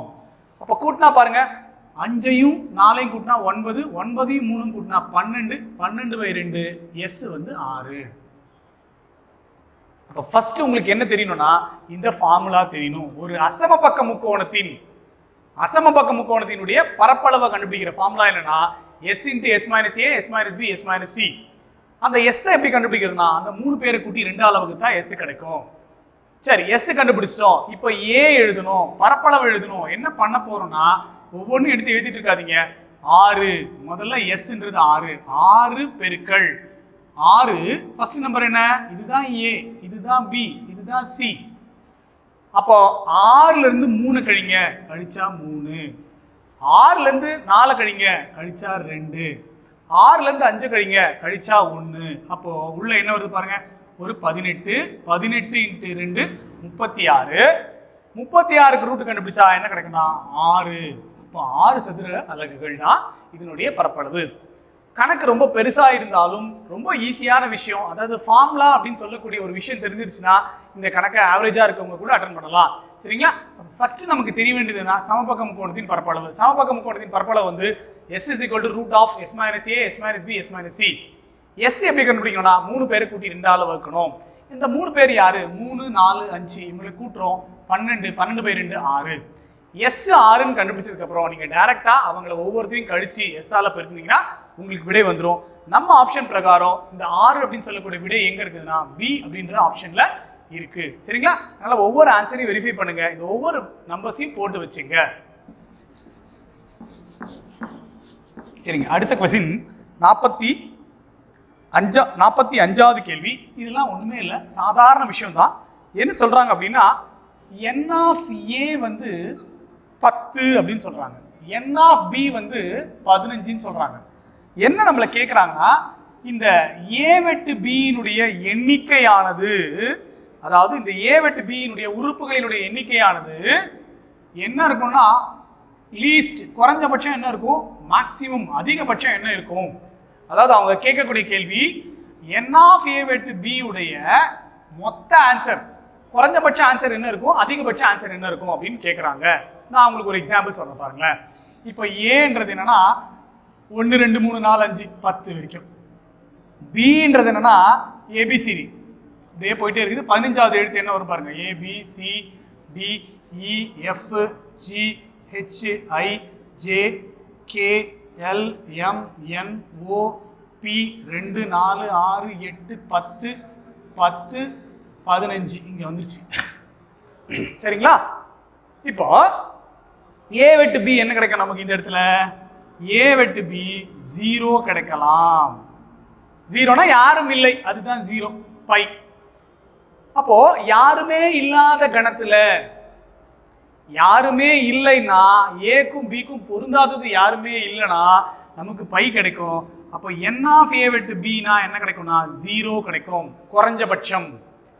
சரி, அதுக்கப்புறம் ஏதோ ஒரு நம்பர் மேட்ச் ஆகலாம். ஏவெல்லாம் எடுத்துட்டு நம்பர்ல எழுதுறேன். ஏதோ ஒன்று மேட்ச் ஆகலாம், 2 மேட்ச் ஆகலாம். சரி, வேற எப்படி மேட்ச் ஆக முடியும்? ஃபார் எக்ஸாம்பிள் நான் என்ன பண்றேன்னா 1ல இருந்து 15 வரைக்கும் எழுதுறேன். அப்போ ஏ வெட்டு பி இந்த இடத்துல என்ன கிடைக்கும்னா யார் கிடைப்பாங்க? 1 2 3 4 10 வரைக்கும் கிடைப்பாங்க. மீதி இருக்கிற ஆளுங்களாம் 11 12 இருக்காது. ஏன்னா 10 வரைக்கும் தான் சமமா இருக்கிறாங்க. அப்போ n ஆஃப் ஏ வெட்டு பி இந்த இடத்துல எவ்வளவு கிடைக்கும்னா 10 கிடைக்கும். அப்போ ஒரு 2 கணங்கள் இருக்கிற எழுத்துக்களுக்கு என்ன யோசிக்க கூடாதுன்னா 10 10 அப்படின்லாம் யோசிக்க கூடாது. 2 பேர் இருக்கிறாங்க, 2 பேருடைய நம்பரை எழுதும் போது என்னன்னா 45வது 2 பேருடைய நம்பர் எழுதும் போது குறைந்தபட்சம் என்ன கிடைக்கும், அதிகபட்சம் என்ன கிடைக்கும்? அப்போ குறைஞ்சபட்சம் என்ன கிடைக்கும்னா ஏலையும் பீலையும் சம்பந்தம் இல்லாத ஆளுங்களை எழுதுனா 0 கிடைக்கும். அதுக்கப்புறம் 1 கிடைக்கலாம், 2 கிடைக்கலாம், 3 கிடைக்கலாம். அதிகபட்சம் என்னதான் கிடைக்க முடியும்னா யாரு குறைவா இருக்கிறாங்களோ இவங்க 2 பேர்ல அவங்களுடைய ஆன்சர் தான் அதிகபட்சம் கிடைக்கும். அப்போ இந்த n ஆஃப் a வெட்டு b யோட குறைந்தபட்ச விடை என்னவா இருக்கும்னா 0வா இருக்கும். அதிகபட்ச விடை என்னவா இருக்கும்னா 10ஆ இருக்கும். இந்த ஆப்ஷன் நமக்கு எங்க இருக்கும்னா டி அப்படின்னு சொல்லக்கூடிய ஆப்ஷன்ல இருக்கும். சரிங்களா? இதை கொஞ்சம் கால்குலேட் பண்ணீங்க. ஏன்னா ஈஸி, இதெல்லாம் ஒண்ணுமே கிடையாது, சாதாரண விஷயம் தான். ஆனா நம்ம மனக்கணக்கு மாதிரி இதை போட்டுக்கிட்டா நமக்கு ஈஸியா இருக்கும். சரிங்களா? சரிங்க. அடுத்தது 47வது கேள்வி. இது ஒரு நம்ம 6வது புக்ல இருக்கக்கூடிய ரிலேட்டடான ஒரு கேள்வி. என்னன்னா 8 7 8 6 4 8 7 8 6 4 என்ற எண் டேஷ் ஆல் வகுப்படும். 2ஆ, அதாவது என்ன கேட்டிருக்காங்கன்னா 2ஆல வகுப்படுமா, 3ஆல வகுப்படுமா, 11ஆல வகுப்படுமா, இல்ல ஆல் எல்லாருமே வா? இது ஆப்ஷன். இந்த மாதிரி ஒரு 4 ஆப்ஷன் கொடுத்துருக்காங்க. இந்த மாதிரி ஒரு 4 ஆப்ஷன் கொடுத்துருக்காங்க. 8ஆல வகுப்படுமா, இல்ல அதாவது 8ஆல வகுப்படும், சாரி 11ஆல வகுப்படுமா, 3ஆல வகுப்படுமா, 2ஆல வகுப்படுமான்றது கேள்வி. இது சாதாரணமா ஒரு கேள்விதான். இப்போ 3ஆல வகுப்படுறது அப்படின்றது 2. இப்போ 2 இது இரட்டை எண், அப்ப கண்டிப்பா 2ஆல வகுப்படும். அப்போ மிச்சம் இருக்கிற நீங்க இதுக்கு ரூல்ஸ் எல்லாம் இருக்குது, நீங்க ஒவ்வொரு ரூல்ஸும் எழுதி கஷ்டப்பட வேண்டாம். சாதாரணமா நீங்க வகுத்தே பாருங்களேன். இப்போ 7 8 8 4 6 இதை 11ஆல வகுக்கிறீங்க. அப்போ முதல்ல 7 முறை 77, அப்போ 10 வரும். 8 இருக்குங்க, 108. 108 அப்படின்னு சொல்லும்போது 9 முறை 99. 99 கழிக்கிறீங்க, அப்போ மறுபடியும் 9. 94 மறுபடியும் 8 முறை 88. 6 66, அப்போ 6 முறை. இது எதுனா 11ஆல வகுப்படுகிறது, 2ஆலையும் வகுப்படுகிறது. எப்படி ஆப்ஷன் சூஸ் பண்ணிக்கணும்னு பாருங்களேன். பெரிய நம்பர் 11 தான். பெரிய நம்பர் 11ஆல வகுப்படுது, 2ஆல வகுப்படுது. அப்போ 2 சாய்ஸ் முடிஞ்சிருச்சு. அப்போ 1 2ஆ இருக்கலாம், 2 ஓகே செட் ஆயிடுச்சு. நீங்க யாரை வெரிஃபை பண்ணணும்னா பெரிய நம்பரை வெரிஃபை பண்ணுங்க, சின்ன நம்பரை விட்டுருங்க. எப்படி இருந்தாலும் அது உள்ள அடங்கிடும். 11 வெரிஃபை பண்ணுங்க. ஒரு ஆப்ஷன் கிடையாது. இங்க பாருங்க, இப்போ இவங்க 2 பேர்ல யாருன்னா ஒருத்தரை செக் பண்ணுங்களேன். 2ஆல வகுப்படுன்னு எல்லாருக்குமே தெரியும், ஏன்னா இது இரட்டை எண், கண்ணை மூடிட்டு போடலாம். அப்ப ஆன்சர் என்ன பண்ணிட்டு ஓ 2ஆல வகுப்படுதான் டிக் அடிக்கும், அப்படி அடிக்க கூடாது. மிச்சம் இருக்கிற 2 பேர்ல யாருன்னா ஒருத்தரை கண்டுபிடிச்சா போதும்.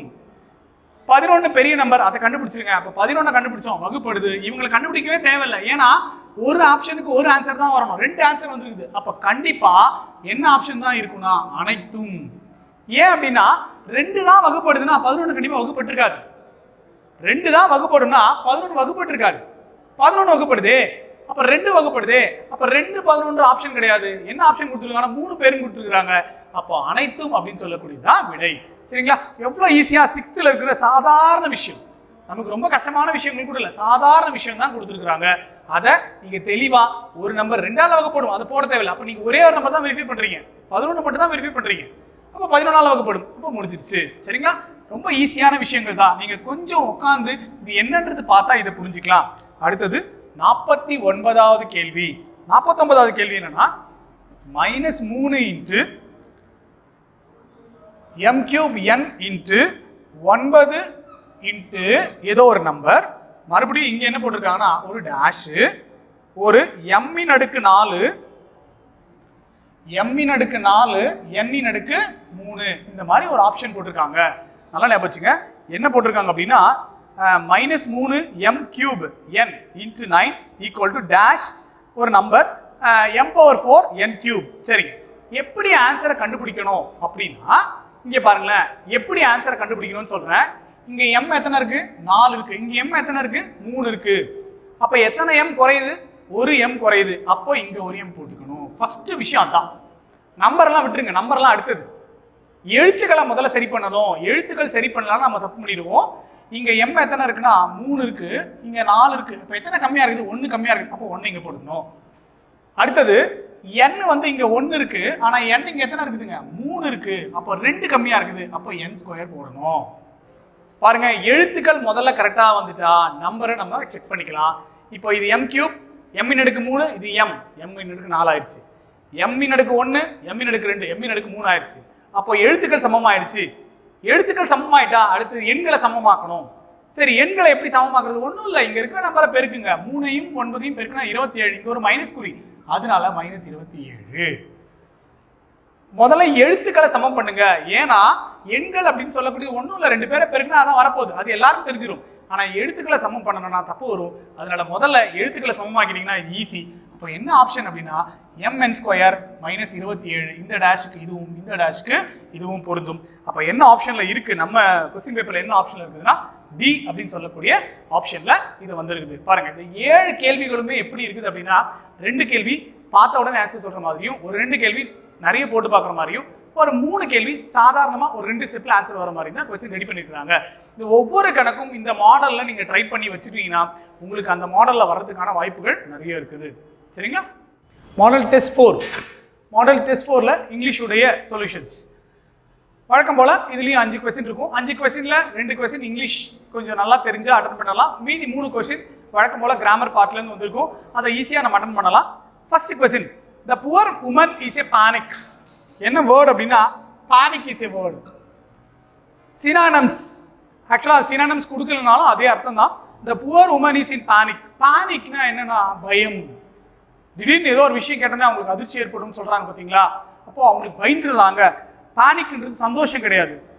அப்போ பானிக் அப்படின்னா என்ன அர்த்தம்னா ரொம்ப பயந்து போயிருக்காங்க அப்படின்னு சொல்றோம் பாத்தீங்களா? அதுதான் பானிக். அதனால இதோட சினானிம்ஸ் இந்த இடத்துல என்னன்னா ஃபியர் அப்படின்றது அர்த்தம். சரிங்களா? 4வது கொஸ்டின். அடுத்தது 16வது கொஸ்டின். 16வது கேள்வி என்னன்னா இதெல்லாம் உங்களுக்கு தெரியும். வாட், இது ஒரு வரி. வாட் அப்படின்னு ஒரு வரி இருக்குன்னு நம்ம சொல்றோம் பாத்தீங்களா? அது என்ன? வாட்னா என்ன அப்படின்னா தெரிஞ்சுங்க, value added tax. Value add abbreviation. இந்த மாதிரி ஒரு அப்ரிவேஷன்ஸ்ல ஒரு 20-25 அப்ரிவேஷன்ஸ் கொஞ்சம் தரவு பண்ணீங்க. அதாவது நீங்க ஒன்றும் ஸ்பெல்லிங்லாம் படிக்க தேவையில்ல, என்ன விஷயம் இருக்கு அதுக்கு என்ன நேம்ஸ் வரும் அப்படின்னு தெரிஞ்சுக்கிட்டாவே போதும். இந்த வாட் அப்படின்றது வேல்யூ ஆடட் டாக்ஸ் அப்படின்னு பேரு. சரிங்களா? ஈஸியா ஞாபகம் வச்சுங்க. அடுத்தது 18வது கேள்வி, லார்ஜ்ன்றது இந்த வேர்டு எதை குறிக்குது? லார்ஜ் அப்படின்ற வேர்டு வந்து என்ன வேர்டை குறிக்குது? இட் இஸ் அட்ஜெக்டிவா, அட்வர்பா அப்படின்றது அர்த்தம். this is the largest city. பாருங்களா, this is the largest city, பெரிய நகரம் அப்படின்னு சொல்லும்பொழுது largest EST ல முடியுது, அது ஒரு அட்ஜெக்டிவ் வேர்டு. அந்த இடத்துல it is an complement. large, small, இந்த மாதிரியான விஷயங்கள்லாம் ஒரு பொருளுடைய அளவு எப்படி இருக்கு, how it is. அப்போ large அப்படின்ற வேர்டு என்ன குறிக்குதுன்னா இந்த இடத்துல அட்வர்பை குறிக்குது. the shoe is large, shoe வந்து ரொம்ப பெருசா இருக்கு, அப்போ இது அட்வர்பை குறிக்குது. ஞாபகம் வச்சுங்க, it is an adverb word. அடுத்தது 20வது கேள்வி, பேக்கிங் சோடா. ஈஸியான விஷயங்க. ஐஎன்ஜில ஒரு வார்த்தை முடிந்தால் அதுக்கு பேரு ஜெரண்டு. ஐஎன்ஜில ஒரு வார்த்தை முடிந்தால் அதுக்கு பேர், இப்போ வாக்கிங், ஸ்லீப்பிங், சிங்கிங், அது வினைச்சொல் தான். அது வினைச்சொல் தான், எந்த மாற்றமும் இல்லை. ஸ்லீப்பிங், வாக்கிங், விசிட்டிங் எல்லாமே வினைச்சொல் தான். ஆனா அதுக்கு இன்னொரு பேரும் இருக்குது, அதுக்கு பேரு ஜெரண்டு. அப்போ ஜெரண்டு கூட என்ன, வேற என்ன ஆப்ஷன் அங்க இருக்கு பாருங்க, சோடா. அது நமக்கு தெரியும் எப்படி இருக்கும்னு நம்ம பார்த்துருக்கிறோம். அதனால அது ஜெரண்ட் பிளஸ் நவுன் அப்படின்னு சொல்லக்கூடியது அர்த்தம். சரிங்களா? அடுத்தது காம்பவுண்ட் வேர்டு. காம்பவுண்ட் வேர்டு ஏற்கனவே சொன்னதுதான், வாட்டர். அந்த வார்த்தை கூட யாரை சேர்க்கலாம் அப்படின்னா வாட்டர் ஃபுட்னு எதுனா இருக்குங்களா? அந்த மாதிரி கிடையாது. வாட்டர் சிக்குன்னு எதுனா இருக்குங்களா? வாட்டர் ஃபால், நீர்வீழ்ச்சி சொல்றோம் பாத்தீங்களா? அப்போ இதோட ஆப்ஷன் என்னன்னா வாட்டர் ஃபால் அப்படின்றது அர்த்தம். சரிங்களா? அப்போ பாருங்க 5 கேள்வியில இப்போ இந்த 2 கேள்வி தான் கொஞ்சம் இங்கிலீஷ் நமக்கு தெரிஞ்சா அப்படின்ற மாதிரி. ஆனா மீதி இருக்கிற 3 கேள்வி என்னன்னா நமக்கு ஜென்ரலான விஷயங்கள் தான், பொதுவான விஷயங்களை தான் கொடுத்துருக்காங்க. காம்பவுண்ட் வேர்டுன்றது ஒரு சாதாரண விஷயம் தான், பேக்கிங் சோடான்றது ஒரு சாதாரண விஷயம் தான். சரிங்களா? இதை கொஞ்சம் அனலைசிஸ் பண்ணாவே நம்ம அந்த கொஸ்டினை அட்டெண்ட் பண்ணிடலாம். சரிங்களா? அடுத்ததாக நம்ம வந்து முழு மாதிரி தேர்வில் 4வது வினாத்தாளை பார்க்க போகிறோம். இப்போ நீங்கள் இந்த வீடியோவை பார்க்கும்போது வந்து பார்த்தீங்கன்னா உங்கள் கையில் வந்து கொஸ்டின் பேப்பர் இருக்கணும். நான் சொல்கிற விஷயத்த வந்து நீங்கள் என்ன பண்ணுறீங்கன்னா அப்படியே நோட் பண்ணிட்டீங்கன்னா உங்களுக்கு வந்து பக்காவாக இருக்கும். சரிங்களா? ஃபர்ஸ்ட் கொஸ்டின் பாருங்கள். வினா எண் 1, அகில உலக தமிழாய்வு மன்றம் மற்றும் உலக தமிழராய்ச்சி நிறுவனம் இந்த ரெண்டும் தோன்ற காரணமாக இருந்தவர் அப்படின்னு சொல்லிட்டு கேட்குறாங்க. அதாவது அகில உலக தமிழாய்வு மன்றம், நான் ஏற்கனவே சொல்லியிருந்தோம் ஃபர்ஸ்ட் கொஸ்டின் பேப்பர்லேயே, இந்த தமிழாய்வு மன்றம் தமிழாய்வு சங்கங்கள்லாம் முக்கியம்.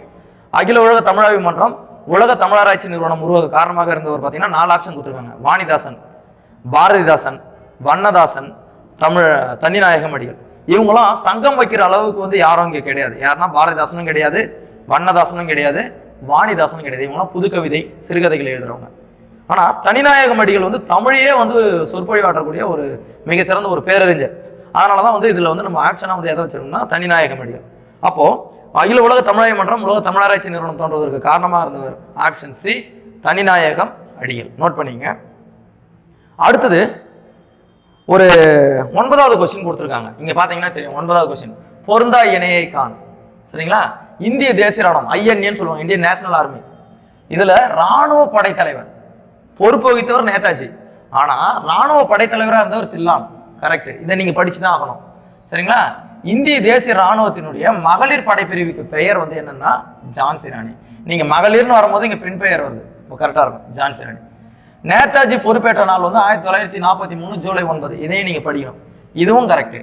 ஆனா ஐஎன்ஏ இந்திய தேசிய ராணுவத்துல மகளிர் படை தலைவராக இருந்தவர் ராஜாமணி கிடையாது, கேப்டன் லட்சுமி. அப்போ வந்து என்னதான் இது தப்பா இருக்கு. அப்போ டி மட்டும் தப்பு. இந்த கொஸ்டின் பேப்பர்ல உங்களுக்கு ஆப்ஷன் வந்து விடுபட்டு இருக்கு. ஆக்சுவலா டி மட்டும் தான் வந்து இங்க வந்து பொருந்தாத இணை, மீதி 3மே சரி. சரிங்களா? அப்போ டி மட்டும் தான் தவறானதாக இருக்கிறது. அப்போ பொருந்தா இணைன்னு வரக்கூடியது டி மட்டும் அப்படின்னு வர ஆப்ஷன். அடுத்தது பாத்தீங்கன்னா கொஸ்டின் நம்பர் 10 சொல்லியிருப்பாங்க. உங்களுக்கு என்ன சொல்லியிருக்காங்கன்னா, நீங்க கொஸ்டின் பாத்தீங்கன்னா தெரியும், டைரக்ட் ஆன்சர். அதனாலதான் நம்ம உங்களுக்கு சொல்ல, சந்த கவிமணி என்று அழைக்கப்படுபவர் தமிழழகனார். சரிங்களா? சந்த கவிமணி அப்படி ஏவுக்கு வந்து நீங்க 3 பண்ணிக்கணும். அடுத்தது சதாவதானி.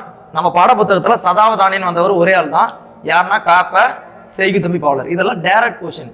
அதனாலதான் நம்ம வந்து இங்க விளக்க வேண்டிய அவசியம் ஏற்படவில்லை. நீங்க நல்லா புரிஞ்சுக்கணும். சந்த கவிமணி என்று அழைக்கப்படுபவர் தமிழழகனார். சதாவதானி என்பவர் யார் என்றால் காப்ப செய்குதம்பி பாவலர். கோப்பரகேசரி, கோப்பரகேசரினா 2ஆம் ராஜராஜ சோழனுடைய இன்னொரு பேர் கூட இருக்கு, திரிபுவன சக்கரவர்த்தி. கோப்பரகேசரி திரிபுவன சக்கரவர்த்தி, இது வந்து யாருன்னா 2ஆம் ராஜராஜன். அடுத்து இஸ்மத் சன்னியாசி அப்படின்னு சொல்லிட்டு சொல்றோம். இப்போ இஸ்மத் சன்னியாசினா யாரு? வீரமாமுனிவர், தூய துறவி அப்படின்னு சொல்லக்கூடிய. இப்போ வந்து நீங்க அப்படியே நீங்க பண்ணுங்க, வீரமாமுனிவர் என்ற பேர் கொடுக்கலாங்க. ஆனா அவர் பதிலாக அவருடைய இயற்பெயர் கொடுத்துருக்காங்க, கான்ஸ்டன்டின் ஜோசப் பெஸ்கி. அப்ப சந்த கவிமணி என்று அழைக்கப்படுவர் யார்? தமிழழகனார். அப்போ 1க்கு 3. அப்புறம் சதாவதானி என்று அழைக்கப்படுபவர் வந்து பாத்தீங்கன்னா காப்பா செய்குதம்பி. அப்போ 3, அடுத்தது 2 வரணும். கோப்பரகேசரி, கோப்பரகேசரி 2ஆம் ராஜராஜன் 2. சரிங்களா? 3வதுக்கு 2 வரணும். 4வதுக்கு இஸ்மத் சன்னியாசி என்று அழைக்கப்படுபவர் வந்து பாத்தீங்கன்னா கான்ஸ்டன்டின் ஜோசப் பெஸ்கி. இதுல பாத்தீங்கன்னா 4வது ஆன்சர் டைரக்டாவே இருக்கு, மீதி 3 தான் மாறி இருக்கு. அப்போ வந்து ஆப்ஷன் ஏ. 1க்கு வந்து 3, பிக்கு வந்து 2, சிக்கு வந்து பிக்கு வந்து 1, சிக்கு 2, டிக்கு 4. சரிங்களா? அப்போ ஆப்ஷன் ஏ வரும் ஆன்சர். சரிங்களா? அடுத்தது பாருங்க, இந்த மாதிரி கொஸ்டின்ஸ் வந்து அடிக்கடி கேட்பாங்க. 11வது கொஸ்டின், முல்லை பாட்டினுடைய பாடல்கள். இங்க பாருங்க, இதுல தான் உங்களுடைய ட்ரிக்ஸ் இருக்கு. கொஸ்டின் எப்படி கேட்டிருக்காங்க பாருங்க, 310, 103, 130, 150. இப்போ அதுல 150 சம்பந்தமே இல்லை, தூக்கி வெளியே கிடாசுங்க. சரிங்களா? 150 வெளியே அவுட் பண்ணுங்க. ஏன்னா வந்து எல்லாமே பாத்தீங்கன்னா இந்த நம்பர்ஸ் தான் மாத்தி போட்டிருக்காங்க, பாத்தீங்கன்னாலே தெரியும். 103, 310, 130, 150. அப்போ வந்து என்ன பண்றோம்னு சொன்னீங்கன்னா 103 அதனுடைய ஆன்சர். 103 முல்லைப்பாட்டில் இருக்கக்கூடிய எண்ணிக்கை 103, பி ஆன்சர். இதெல்லாம் டைரக்ட் நீங்க படிக்கணும். அடுத்தது பொறுத்துக்கு பாருங்க, 12வது கொஸ்டின், சமர், மல்லெடுத்த, களம், ஆழி. சரிங்களா? இப்போ எப்படி வைக்கணும், சமர் போர், இரு சமர் போர், ஆப்ஷன் பி வச்சிருக்கீங்களா? அடுத்தது மல்லெடுத்த அப்படின்னு சொன்னீங்கன்னா நீங்க என்ன, மல்லெடுத்து மல்லு கட்டி அப்படின்னு சொல்றீங்கன்னா வலிமை பெற்ற. சரிங்களா? அப்ப 2க்கு ஏ. களம், களம் உங்களுக்கே தெரியும், களம் மரக்களம், அப்புறம் வந்து பாய்மரக்களம் அப்படின்லாம் சொல்றோம்னா களம்னா கப்பல். அப்போ 3க்கு டி. ஆழி அப்படின்னா கடல், உங்களுக்கே தெரியும், இது ஈஸியா பொறுத்திடலாம். 4க்கு சி. அப்போ 12வது வினாவுக்கான விடை வந்து பாத்தீங்கன்னா டி. சரிங்களா? அடுத்தது பாருங்க, காளிதாசனின் தேனிசை பாடல்கள் எதிரொலிக்கும் இடம். ஆப்ஷன் ஏ காவிரி கரை. இதுல வந்து பாத்தீங்கன்னா வைகை கரை, யமுனை கரை, கங்கை கரை, இது எதுவுமே அவங்க வராது. காவிரி கரை, ஏன்னா தமிழகத்தில் இருக்கக்கூடியது காவிரி கரை, அதுதான் வந்து எதிரொலிப்பதாக அந்த பாடல்ல சொல்றாங்க. சரிங்களா? அப்போ ஆப்ஷன் ஏ. 13வது கொஸ்டினுக்கு, காளிதாசனின் தேனிசை பாடல்கள் எதிரொலிக்கக்கூடிய இடம் வந்து பாத்தீங்கன்னா ஏ காவிரி கரை. சரிங்களா? அடுத்தது வல்லினம் மிகும் இடங்கள் உங்களுக்கு ஏற்கனவே சொல்லிருக்கேன் க ச த ப இந்த 4 எழுத்துக்களும் வந்தா அது வல்லினம் மிகும் இடங்கள். நம்ம ஏற்கனவே பார்த்துருப்போம் வினைத்தொகை ஃபர்ஸ்ட் ஆப்ஷன் பாருங்க உண்மை தொகை. உண்மை தொகைனா எப்படி வரும்? காய் கனி வருமா? வராது. தாய் தந்தை அதுல வர்றதுக்கு வாய்ப்பே இல்லை, அதை விட்டுருங்க. வினைத்தொகை பொங்கு கடல், அப்புறம் வந்து பார்த்தீங்கன்னா கொய் மலர், இதெல்லாம் வந்து பார்த்தீங்கன்னா இதுலயும் வர்றதுக்கு வாய்ப்பு, வினைத்தொகையிலும் வராது. அடுத்து பெயரச்சம் வந்த பையன், ஆவல முடிஞ்சாலும் பக்கத்துல புள்ளி வச்சு எடுத்து வராது, அப்போ அதுவும் கிடையாது. லாஸ்டா ஓமை தொகை மலர்பாதம் அப்படின்னு வரும், மலர்பாதம் இப்போ வருதுங்களா? அப்போ இருக்கும். அப்போ ஆன்சர் டி ஓமை தொகை. அப்போ 14வதுக்கான வல்லின மிகுமிடங்களுக்கு ஒரு எடுத்துக்காட்டு என்னன்னு சொல்றாங்கன்னா உவமை தொகை. உவமை தொகையில வல்லின மிகும் ஆப்ஷன் டி. லாஸ்ட் கொஸ்டின் பாருங்க 15th பொறுத்த சொல்லியிருக்காங்க. இது வந்து நீங்க படிச்சதான் ஆகணும், ரொம்ப முக்கியமான ஒரு விஷயம். அடிக்கடி வந்து நம்ம பகுதியில இலக்கணத்துல இருக்கக்கூடிய வகைகளை தான் கேட்கறாங்க, அதனால வந்து இதை நீங்க படிச்சுக்கணும் சரிங்களா. டைரக்டா கேட்பாங்க சீர்களின் வகை. சீர் வந்து எத்தனை வகைப்படும்னா மொத்தம் எத்தனை வகைப்படும்? சீர் வந்து 4 ஆசை சீர், ஓராசை சீர், ஈராசை சீர், மூவாசை சீர், 4 ஆசை சீர். அப்போ ஏவுக்கு 4 சரிங்களா, அதாவது ஏவுக்கு 4னா 3. அடுத்தது தலை எத்தனை வகைப்படும்னா 2, நேரொன்றாசிரியர் தலை, நிறையொன்றாசிரியர் தலை, கலித்தலை, வெண்சீர் வெண்டலை, ஏர்சீர் வெண்டலை அப்படின்னு 7 வகைப்படும். அப்போ 2. அடுத்ததாக வந்து இந்த பி 2க்கு வந்து என்ன வருதுங்க 1 சரிங்களா. அடுத்தது பாருங்க அடி. அடி வந்து பார்த்தீங்கன்னா மொத்தம் 5 வகை இருக்கு சரிங்களா. குரல் அடி, சிந்தடி, அளவடி, நெடிலடி, ஆசிரியடி 5. அப்போ வந்து 4. அடுத்தது மிச்சம் இருக்கிறது எது? தொடை. தொடை வந்து 8 சரிங்களா. இப்படி தான் கண்டுபிடிக்கணும். இது ரொம்ப முக்கியமான ஒரு பாட்டு பார்த்துங்க. சீரின் வகைகள் 4, தலையின் வகைகள் 7, அடியினுடைய வகைகள் 5, தொடையினுடைய உறுப்புகள் 8 இப்படின்னு படிச்சோம். இந்த வினா வந்து ரொம்ப முக்கியம். இப்படி தான் வந்து நம்ம வந்து ஆன்சர் வந்து கண்டுபிடிக்கணும். இதோட 4வது வினாத்தாள் முடியுது. அடுத்த வினாத்தாளை பார்க்கலாம். அடுத்தது ஃபுல் டெஸ்ட் 4 கொஸ்டின் பேப்பர் எடுத்து வச்சிருப்பீங்கன்னு நினைக்கிறேன். அதுல வந்து பாருங்க சயின்ஸோட கேள்விகள் 2, 5, 6, 28, 32, 33, 34, 35, 36, 37, 39, 42, 44, 46, 48, 50, 40. ஓகேயா? ஸோ இதெல்லாம் வந்து கொஸ்டின்ஸ். ஓகேயா? ரைட். அதில் ஃபர்ஸ்ட் பாருங்க செகண்ட் வந்து பாருங்க 70 கிலோகிராம் நிறையுள்ள மனிதனின் எடை புவியில வந்து எவ்வளவு நியூட்டனு, அதே மாதிரி நிலவுல வந்து எவ்வளவு நியூட்டன். இது டைரக்டா இருக்குது சரிங்களா கொஸ்டின். பாருங்க புவியில வந்து பாத்தீங்கன்னா 686 நியூட்டன் இருக்கும், நிலவுல வந்து அப்படியே கம்மியா இருக்கும். ஏன்னா புவியீர்ப்பு விசை வந்து நிலவுல வந்து மிக மிக குறைவு. ஓகேயா? அப்ப நிலவுல எப்பயுமே வெயிட் எப்படி தான் இருக்கும்? கம்மியா தான் இருக்கும். பூமியில வெயிட் எப்படி தான் இருக்கும்? அதிகமா தான் இருக்கும். ஓகேயா? ரைட். அப்போ ஆப்ஷன் பி. ஓகேயா? B ball, B for ball. அடுத்தது முட்டாள்களின் தங்கம் என்று அழைக்கப்படுவது எது? 5வது கேள்வி பாருங்க. முட்டாள்களின் தங்கம் என்று அழைக்கப்படுவது எது அப்படின்னா ஆப்ஷன் டி பாருங்க சல்பைட் பைரட். அப்போ ஆப்ஷன் பி வந்து டி வந்து பாத்தீங்கன்னா சல்பைட் பைரட். அப்போ ஆப்ஷன் டி தான் ஆன்சர். ஓகேயா? ரைட். அடுத்தது 6வது கேள்வி பாருங்க. 1 dyne is equal to 1 D. 1 dyne is equal to என்ன யூனிட்ன்றதான் கேள்வி. பாருங்க மீட்டர் 1 பை மீட்டர். இது ஆக்சுவலா ஆப்ஷன் சி பாருங்க. அப்போ மீட்டர் இன்வர்ஸ் இருக்கு, அதை வந்து மாத்தி கூட கொடுக்கலாம், 1 பை எம்னு கூட கொடுக்கலாம். ஓகேயா? அப்போ ஆப்ஷன் வந்து சி தான் ஆன்சர். ஓகேயா? ரைட். அடுத்தது 28வது கேள்வி பாருங்களேன். 1 atm atmospheric pressure 1 atm is equal to dash pascal அப்படின்னா ஆப்ஷன் ஏ பாருங்க 1.01 into 10 power 5 பாஸ்கல். ஓகேயா? ஆப்ஷன் பி பாருங்களேன். ஆப்ஷன் ஏ வந்து 1.01 into 10 power 5 அதான் ஆன்சர். ஆனா ஆப்ஷன் பி ல வந்து 1 lakh அப்படின்னு சொல்லி கொடுத்திருக்காங்க. ஆனா 1 lakh அப்படின்றது என்னன்னா தோராயம், பக்கத்துல வந்து அப்ராக்சிமேட்லி அப்படின்ற ஒரு வார்த்தைக்கு இருந்தது அப்படின்னு சொன்னா நீங்க என்ன போடணும்? 1 lakh பாஸ்கல்னு போடலாம் சரியா, தோராயமா இருந்தது அப்படின்னு சொன்னா. ஆனா அவன் டைரக்டா பாஸ்கல்னு கேட்கும்போது ஆப்ஷன் ஏக்கு போயிடுங்க 1.01 into 10 power 5. Okay, thank you. அடுத்தது 32 பாருங்க.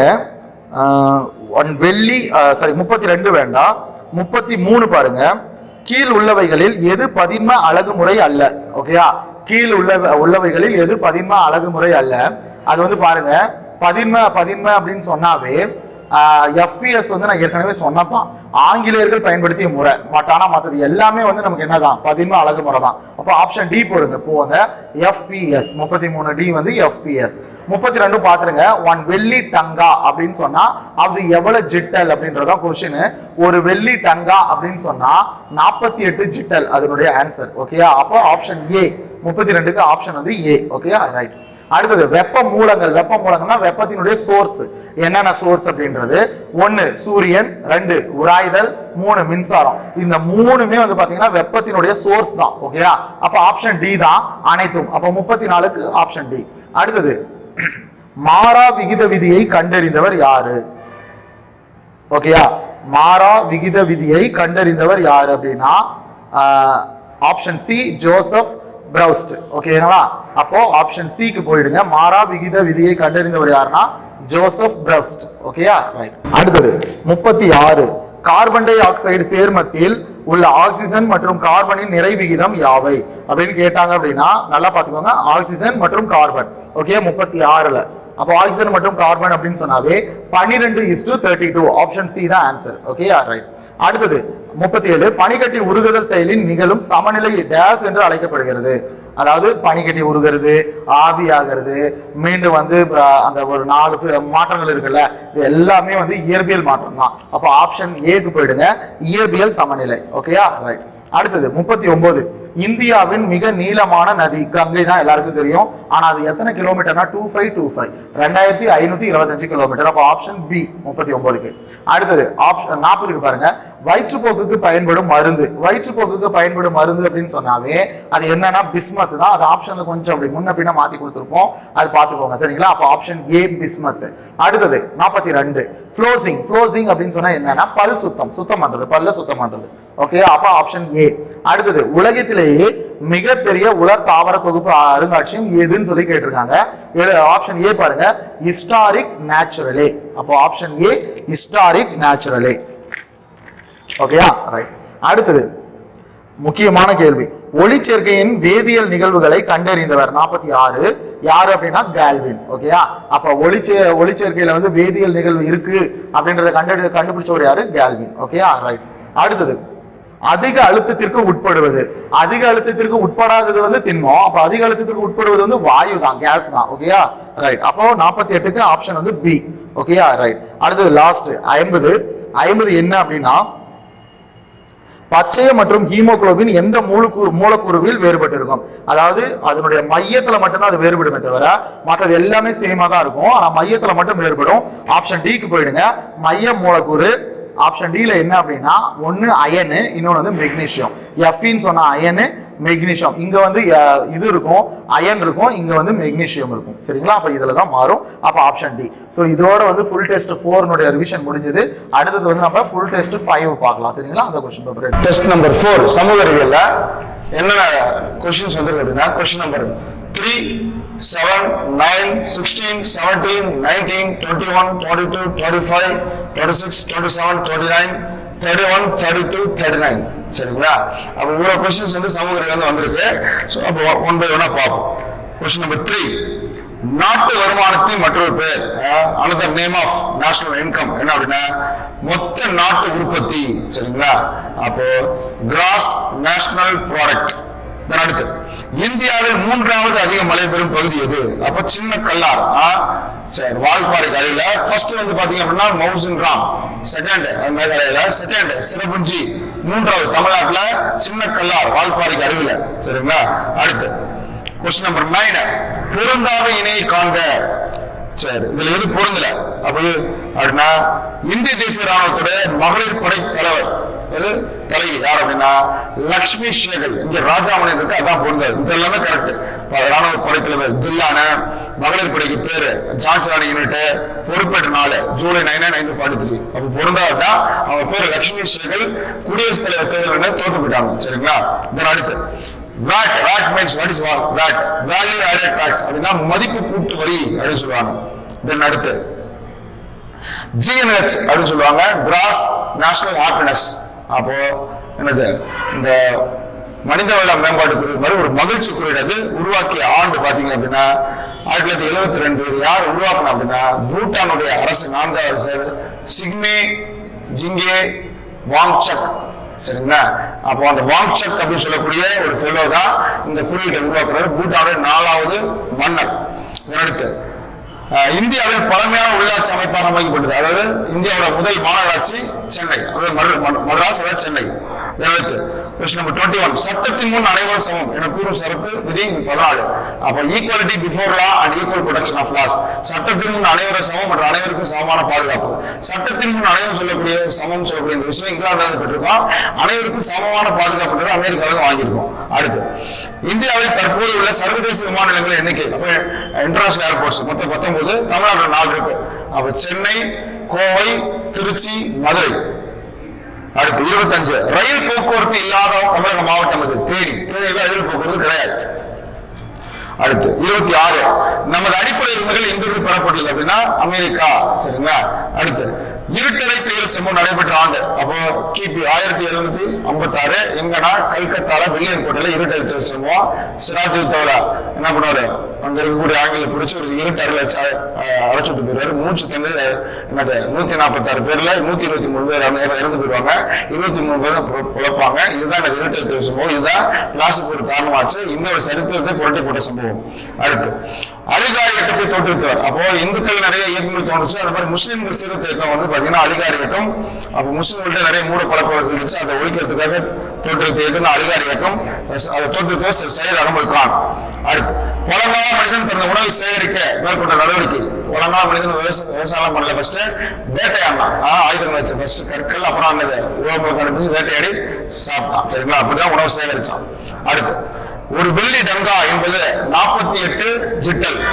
டங்கா ஜிட்டல் இதெல்லாம் வந்து டெல்லி சுல்தானத்தை பத்தி நமக்கு அறிவுறுத்தக்கூடிய சான்றுகள். சரிங்களா? ஒரு ஜிட்டல் என்பது 3.6 வெள்ளி குன்றிமணிகள்.